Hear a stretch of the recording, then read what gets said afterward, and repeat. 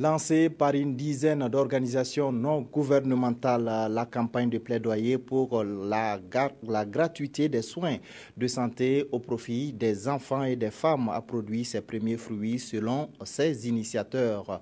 Les 100 jours du président Roch-Marc Christian Kaboré ont vu la mise en application de certaines mesures de cette action de plaidoyer dénommée campagne Ma Voix, la santé des enfants. Salif Belem, Abdelaziz Yagibou.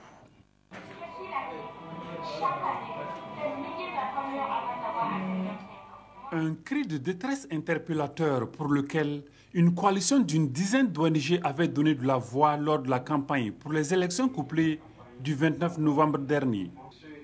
Auprès des leaders des partis politiques et candidats à la présidentielle, ces ONG avaient plaidé d'une seule voix pour que devienne réalité la gratuité des soins de santé pour les enfants de moins de 5 ans, les femmes enceintes et les mères allaitantes.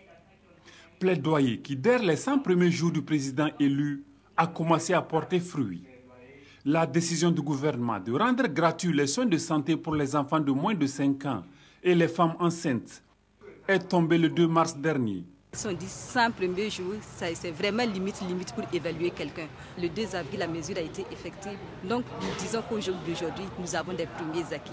Mais ça n'exclut pas de contrôler toujours, d'aller sur le terrain, de voir l'effectivité de la chose. Depuis que ces mesures ont été lancées, il y a eu la mise en place d'un certain nombre de groupes techniques au niveau du ministère de la Santé.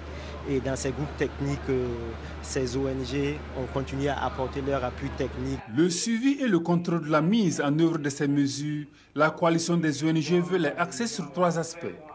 L'effectivité, la qualité des soins et la disponibilité des finances.